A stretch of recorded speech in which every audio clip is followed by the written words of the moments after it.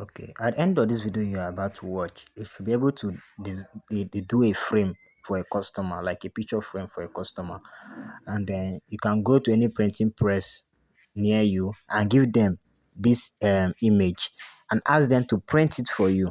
Understand? They should use the original resolution on the image you give to them. They should print it, and then you can now take it to another place where they can frame it.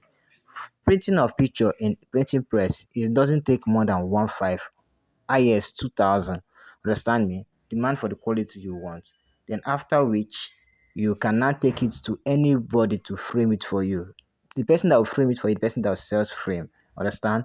The person can collect 800 to 1,000 naira for you. That means you can spend 3,000 naira in getting your frame done, and then maybe at the end of the day you can now charge your customer 8,000 or 10,000 depending on your agreement with your customer. You can do frame for people.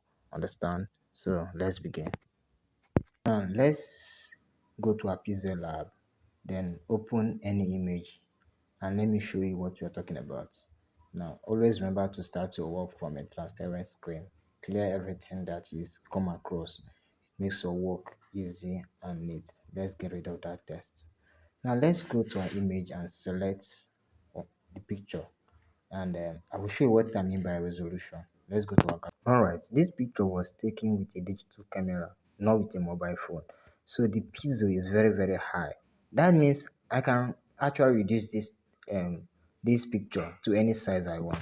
Now if you look at now, pay close attention to the top screen. You see that the resolution is actually 1706 against 2560.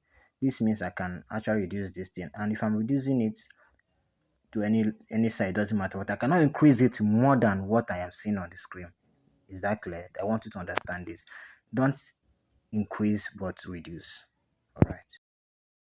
Any pixel, change it back to normal frame size. Okay, let's continue. I will explain that in the notes. Right. If you look at this, our target frame, for example, I want my picture to look like this. You see there's a margin inside, which is 18 by 12.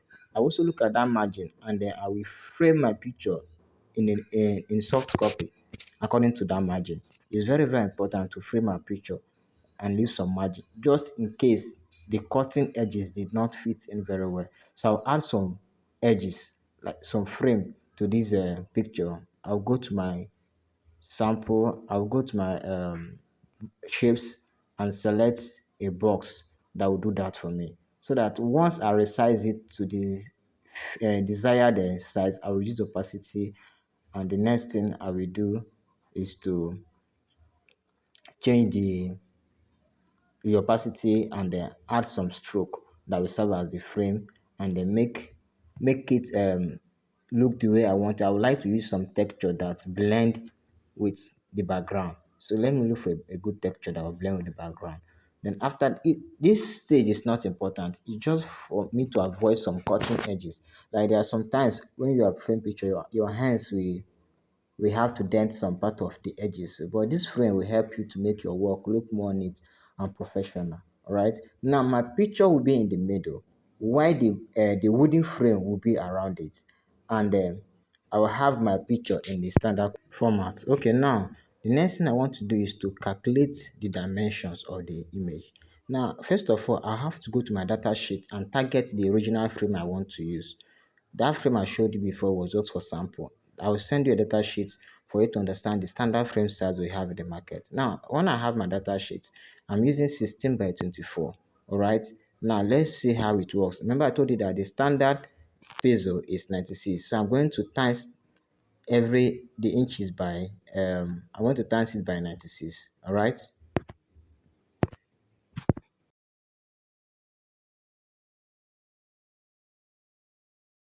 All right. Once I have my resolution back and my inches back to resolution, I have to come back to my work and click on save. This time I will select costume. All right, you see where the width and the height is. All right, now the bigger number should be the width, and the should always be the height, and the smaller number should be the width. All right, now this is how I'm going to I will paste the numbers I've copied back to my costume size, the height and the width. All right. So once that is done, then I can now export my work.